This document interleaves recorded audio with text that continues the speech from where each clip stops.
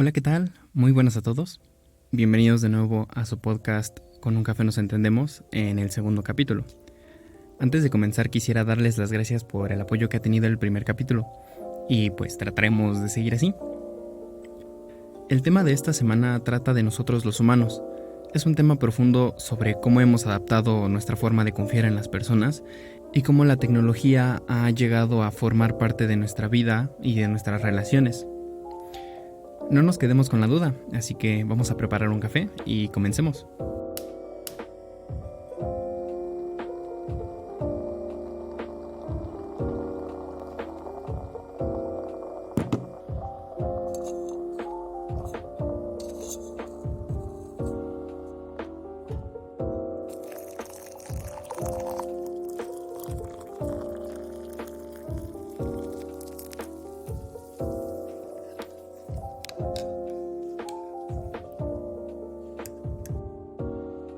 Como especie, los humanos destacamos de entre otras porque aprendimos a cambiar el mundo que nos rodea, porque lo pudimos adaptar para satisfacer nuestras necesidades y porque tenemos esta capacidad de transmitir ideas con un lenguaje que nosotros creamos y que heredamos, y porque podemos hacer preguntas sobre cosas abstractas como la vida, el propósito de vivir o el origen de las cosas. Pero después de muchos siglos de avances seguimos siendo animales. Aún queremos sobrevivir y, de ser posible, tener familia. Es de esto de lo que quiero hablar, no del humano, sino del animal humano, y cómo ha llevado sus relaciones sociales al día de hoy. Para entenderlo voy a basarme en tres cosas muy sencillas: la confianza, la soledad y las redes sociales. Es muy probable que estas tres cosas les suenen familiares, pero hagamos costumbre. Vamos a definirlas un poco y, obvio, que sea de forma sencilla, evitando palabras que nos puedan confundir demasiado. Empecemos con la confianza, que depende de cómo la usemos puede significar dos cosas. La primera es la seguridad que tenemos por quiénes somos y por lo que somos. En este caso, la confianza muchas veces se asocia con la autoestima. Aquel que tiene buena confianza en sí mismo es aquel que tiene una autoestima alta.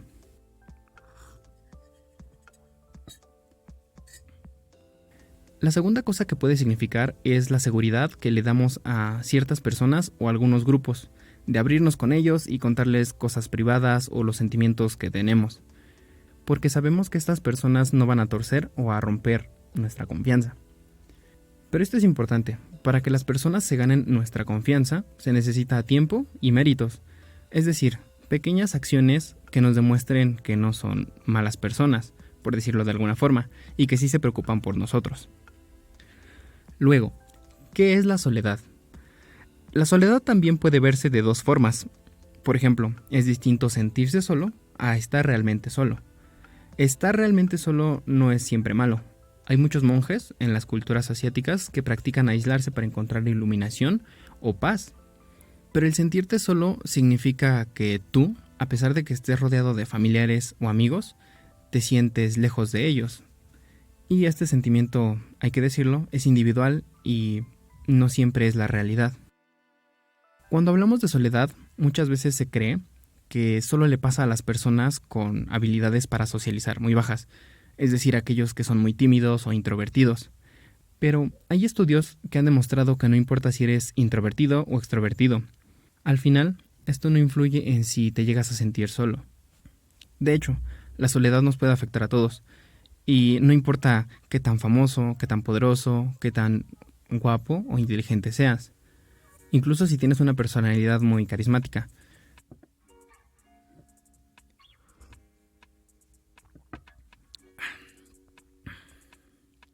Y ya por último, las redes sociales. Entender las redes sociales es sencillo, pero un poco complicado de explicarlas, porque existen en todos lados y todas ellas tienen algunas pequeñas diferencias. Pero en pocas palabras, una red social es un grupo de personas o de organizaciones que están unidos por una cosa en común, y esta relación que tienen pues va creciendo con el tiempo y se va haciendo más fuerte. Un ejemplo: una central de abastos. Todos los vendedores son personas que comparten este lugar para vender sus productos, frutas, verduras, algunos venden flores, y entonces están relacionados por su trabajo. Entonces con el tiempo se ven diario y empiezan a reconocerse como amigos, conocidos o como compañeros de trabajo. Aunque hoy en día Una red social se entiende como aquel sitio de internet donde nosotros podemos encontrar a gente de otros lugares o estar en contacto con nuestros amigos del trabajo o nuestra familia, en donde compartimos fotos y videos. Bien, ya terminé de definir estos 3 pilares que van a sostener el tema, pero probablemente puedan tener dudas. Por ejemplo, ¿qué tienen que ver estas cosas y por qué no otras? Pero primero quiero hacer una pregunta y quiero que intenten responderla. Confíen en mí, que yo voy a responder después. Entonces, ¿por qué confiamos y cómo sabemos en quién confiar? Tómense un momento para responder y cuando estén listos, pónganle play.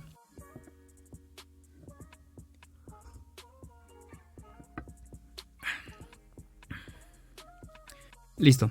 ¿Fue difícil? Para entender por qué confiamos, tenemos que ver cómo sobrevivimos en el pasado, hace unos más o menos 200.000 años. En ese entonces era muy fácil ser comida de otro depredador, más conectado con el entorno. Además, nuestros antepasados entendieron que cazar, recolectar o cuidar a los más pequeños era más sencillo en grupos.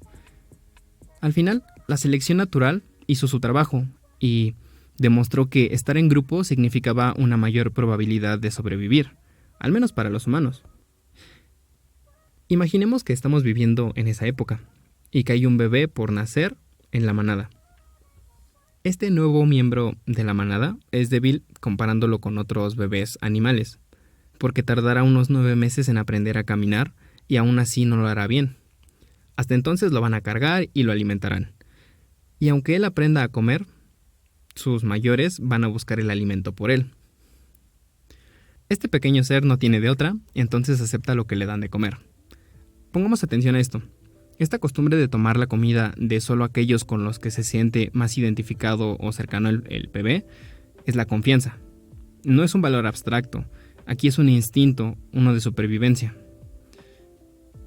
Ahora que menciono esto, me viene a la mente una de las frases famosas que algunos padres le dicen a sus hijos cuando no se quieren comer su plato de verduras. Dicen, cómete tu plato de verduras que no te estoy dando veneno. Y nosotros, pues, un poco ofendidos, nos la comemos. Aunque honestamente tienen razón, seguimos aquí. Ahora, ¿cómo sabemos en quién confiar? Volvamos a hace 200.000 años.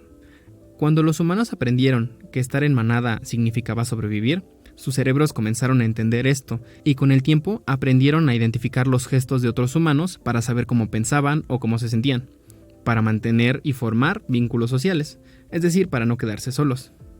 Después de tantos años, y a día de hoy, la forma en que funciona nuestro cerebro no ha cambiado, al menos no mucho. Este es un regalo de la evolución y del tiempo, por eso muchos dicen que somos biológicamente seres sociales. A día de hoy, la confianza se gana con méritos, cuando guardamos secretos, o cuando ofrecemos ayuda a algún familiar, algún amigo o algún vecino, o cuando somos buenos vecinos simplemente. Pero mientras más avanzamos como sociedad, estas pequeñas acciones que generan o te permiten ganar la confianza de otros son un poco más complicadas y más sutiles. Como un pequeño experimento en casa, intenten darle de comer a sus parejas, a sus amigos, a sus hijos o a sus hermanos. Es bueno saber qué tanto confía nuestra familia en nosotros y es muy fácil notarlo con esta simple acción. Un ejemplo de la confianza como un instinto de supervivencia es el siguiente. Sale en una serie de médicos y de drama que se llama Doctor House. Es un episodio en donde un niño autista llega a un hospital porque tiene una enfermedad algo rara y durante una prueba médica tienen que anestesiar al niño, pero el niño se resiste y lo complica todo. Entonces llega el Doctor House, molesto, toma la mascarilla para anestesiar y empieza a respirar con ella enfrente del niño y después le pasa la mascarilla a él. Él inhala con la mascarilla y se la pasa a él. Hace esto unas cuantas veces hasta que el niño se logra dormir por la anestesia, pero sus padres están sorprendidos porque jamás habían visto que su hijo se comportara igual y le preguntan qué fue lo que hizo. Él simplemente les dice, estaba comiendo bayas rojas. Se quedan sorprendidos, entonces, pues molesto, les explica. El mono ve y el mono hace. Un mono no come bayas rojas hasta que no ve que otro mono las come primero. ¿No les suena algo interesante? Bueno, ya entendimos por qué confiamos y cómo sabemos en quién confiar. Pero, ¿qué valor tiene la confianza? En las primeras sociedades, cuando un miembro del grupo cometía una falta o un delito, era juzgado por el clan y dependiendo del delito era juzgado con el exilio o la muerte. El exilio era considerado el segundo peor castigo después de la muerte, porque se sabía que estar solo significaba la muerte en el mundo. ¿Por qué parecía así? Cuando nuestro cerebro entendió que debíamos estar juntos para sobrevivir, también creó una alerta para decirnos que estamos siendo rechazados. Y el rechazo duele, la soledad duele. Algunos de los que eran castigados con el exilio, al sentir este dolor por el rechazo, cambiaban su comportamiento y podían volver a su grupo. Aunque también había otros que al sentirse rechazados, se enojaban con su grupo, lo abandonaban para, morir solos, por así decirlo. Pero esto funcionaba antes. ¿Cómo funcionan nuestras sociedades ahora? Es cierto que los clanes fueron útiles para formar las sociedades de hoy, pero en algún punto del tiempo las comunidades fueron dándole menos importancia a la confianza en cada miembro y se enfocaron en el trabajo individual y para beneficio de uno mismo. Es normal porque crecían tan rápido que era imposible reconocer a cada miembro. Como ejemplo está el Renacimiento, un momento en la historia donde se empieza a pensar en el humano como el centro del mundo y más allá del humano, el yo. Y así fue desarrollándose el mundo. Ahora se podían viajar grandes distancias para buscar nuevas oportunidades, pero se alejaban de sus familias y de su lugar de origen. Ahora se buscaba el bien común, pero se motivaba aún más la búsqueda del bien individual. Hoy en día, nuestros ritmos de vida son ajetreados. Entre el trabajo o la escuela, simplemente no nos da tiempo de convivir con nuestros seres cercanos, hasta que de repente un día nos levantamos y miramos al vacío sintiéndonos solos. Algunos adultos que se dan cuenta de esto ya no pueden hacer amigos tan fácilmente como antes, o ya no pueden quedar de verse con sus antiguos amigos porque sus tiempos no coinciden. A pesar de que hemos avanzado como sociedad, somos muy similares a los humanos de hace 200.000 años. Aún queremos compañía y pertenecer a un grupo. La llegada del internet, del entretenimiento en línea y de las redes sociales digitales llegaron como una solución temporal a este problema, pero no definitiva porque aún necesitamos compañía. Es cierto que las redes sociales digitales te permiten cortar las distancias entre tus seres queridos o saber lo que hacen y en dónde trabajan. Pero ¿por qué estos lugares se volvieron tan populares y en algunos casos tan adictivos? A veces no tenemos grupos a los cuales pertenecer o en donde podamos ser reconocidos. Y es ahí donde las redes sociales entran, porque nos permiten tener la sensación de pertenencia. Nos empiezan a importar los likes, las reproducciones de los videos y los comentarios que nos dejan otras personas. Gente que probablemente no conozcamos o jamás conoceremos. Pero el saber que alguien reaccionó a nuestros pensamientos o a nuestros videos alivia ese sentimiento de soledad. ¿Cuántas veces no hemos publicado algo que parece generar controversia, que genera opiniones variadas, solo porque queremos ver una reacción de alguien? Claramente, esto no aplica a todos, pero que alguien se tome el tiempo de comentar o reaccionar a nuestras publicaciones nos genera este sentimiento de aceptación, que simplemente es adictivo. Además, las redes sociales generan un sentimiento de libertad al hablar de temas que no podríamos hablar en casa o en el trabajo. Todo suena muy bien y muy lindo. ¿O acaso tiene consecuencias? Es cierto que estas redes sociales llegaron a nosotros como una nueva forma de comunicación instantánea. Nos ofrecen un mundo a cambio de, nuestra información personal. Y es cierto, podemos falsificar un poco nuestro nombre, nuestra foto de perfil o el lugar donde vivimos. Pero aún así seguimos compartiendo nuestras fotos personales o compartimos sentimientos que en público no siempre diríamos y hasta publicamos sin miedo los lugares donde trabajamos, donde vivimos o los lugares por los que paseamos. Podemos agregar a todo esto la comunidad joven, los adolescentes. Como adolescentes cualquier cosa nos impresiona y para impresionar a la gente haríamos cualquier cosa sin pensarlo mucho. En las redes sociales compartimos tanto de nosotros que a veces no medimos las vulnerabilidades que puedan tener, ni por qué son gratuitas. En realidad es que son gratuitas porque el producto somos nosotros, que se oferta a las grandes empresas de anuncios. De ahí sale el dinero que nosotros no pagamos por usar la aplicación. Tal vez esto les suene muy extremo, pero quisiera que pensaran en cuántas veces han estado viendo el video de algún producto. Digamos que ustedes quieren comprar un nuevo celular. Y al cambiar de una aplicación a otra, de repente empiezan a salir anuncios de promociones y de planes de telefonía celular. ¿Brujería? En realidad no.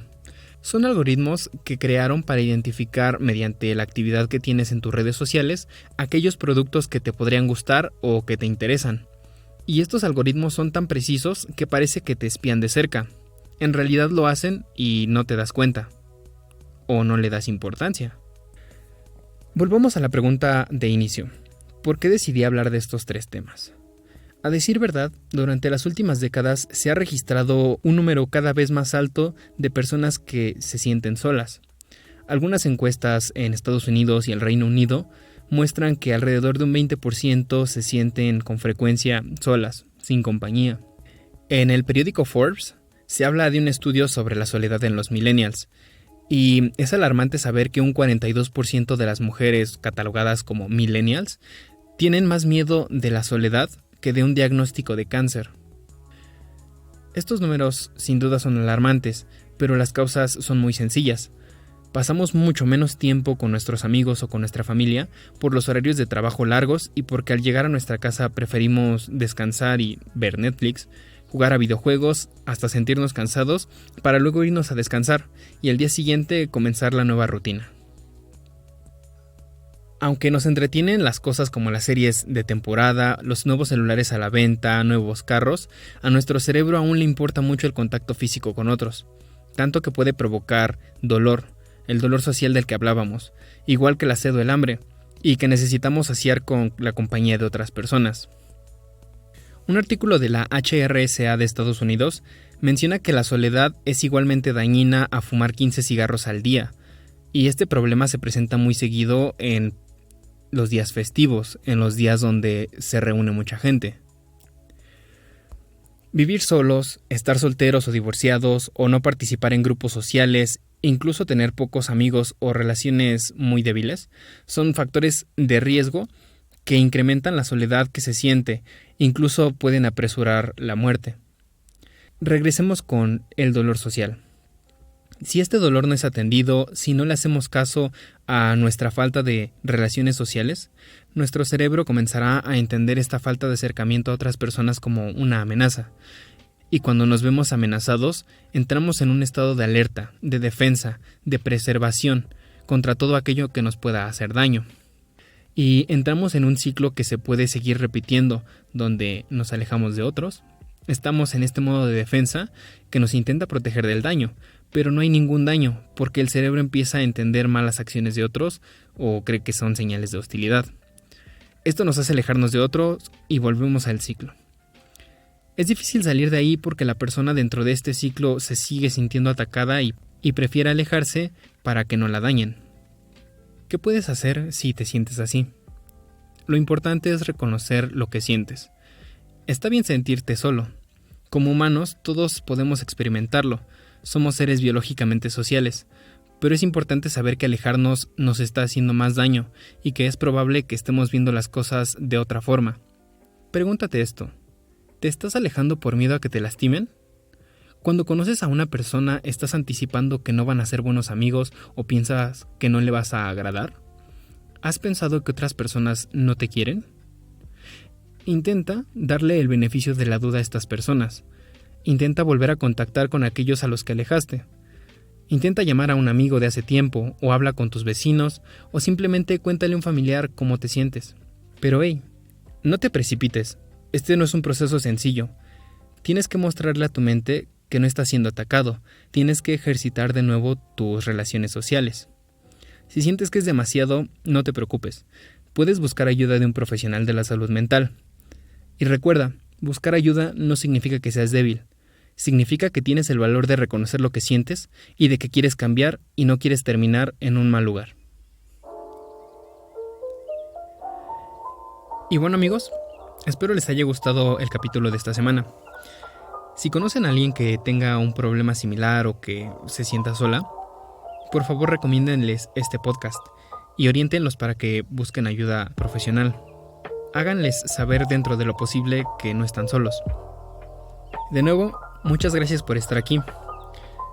Yo me despido, soy Zach Moscati y los espero la siguiente semana con una taza de café y otro tema para entender. Hasta luego.